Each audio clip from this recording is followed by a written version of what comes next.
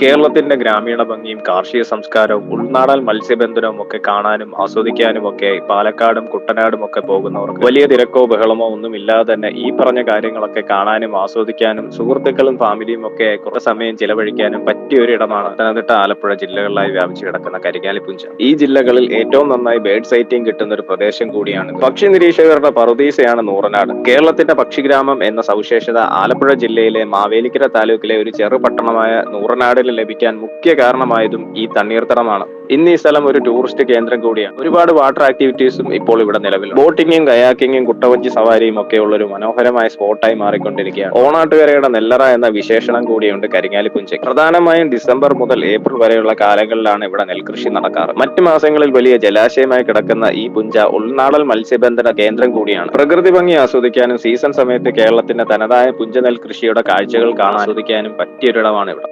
ഈ സ്ഥലത്ത് എനിക്ക് ഏറ്റവും ഇഷ്ടമായത് തിരുമണിമംഗലം മഹാദേവർ ക്ഷേത്രത്തിന് പുറകുവശത്തായി പുഞ്ചയോട് ചേർന്ന് നിൽക്കുന്ന ഗ്രൗണ്ടും അവിടുത്തെ മരങ്ങളും കാഴ്ചകളും ഒക്കെയാണ്. ഫ്രണ്ട്സിനൊപ്പം ഫാമിലിയായും ഒക്കെ വന്ന് അടിച്ചു പൊളിക്കാനും പ്രകൃതി ഭംഗി ആസ്വദിക്കാനും ഒക്കെ പറ്റിയൊരിടമാണ് ഇവിടെ. ബൈക്കിന്റെയും കാറിന്റെയും ഒക്കെ വീഡിയോ എടുക്കാനും വെഡ്ഡിങ്ങും മറ്റു ഫോട്ടോഗ്രാഫി വീഡിയോഗ്രാഫി ആവശ്യങ്ങൾക്കായും ഒരുപാട് പേര് ഇവിടെ എത്താറുണ്ട്. കാറ്റ് നന്നായി കിട്ടുന്ന ഒരു സ്ഥലമായതുകൊണ്ട് തന്നെ പട്ടം പറത്താനും പറ്റിയൊരിടമാണ് ഇവിടെ. കരിങ്ങാലിപ്പുഞ്ചയുടെ സമീപത്തായി സ്ഥിതി ചെയ്യുന്ന പ്രധാനപ്പെട്ട ക്ഷേത്രങ്ങളാണ് തിരുമണിമംഗലം മഹാദേവ ക്ഷേത്രം, പള്ളിമുക്കം ദേവി ക്ഷേത്രം, പിന്നെ ഏറ്റവും പ്രധാനപ്പെട്ട പടനിലം പരബ്രഹ്മസ്വാമി ക്ഷേത്രവും. ശ്രീബുദ്ധ എഞ്ചിനീയറിംഗ് കോളേജും കരിങ്ങാലിപ്പുഞ്ചയുടെ തീരത്ത് തന്നെയാണ് സ്ഥിതി ചെയ്യുന്നത്. പ്രകൃതിയെ സ്നേഹിക്കുന്നവർക്കും യാത്ര ചെയ്യാൻ ഇഷ്ടപ്പെടുന്നവർക്കും പക്ഷി നിരീക്ഷകർക്കും ഒക്കെ പറ്റിയൊരിടമാണ്. ഇവിടെ നിന്നുള്ള കാഴ്ചകളും ഇവിടെ ചെലവഴിക്കുന്ന സമയവും ഒക്കെ നമ്മുടെ ജീവിതത്തിലെ നല്ല എക്സ്പീരിയൻസുകളിൽ ഒന്നായിരിക്കും.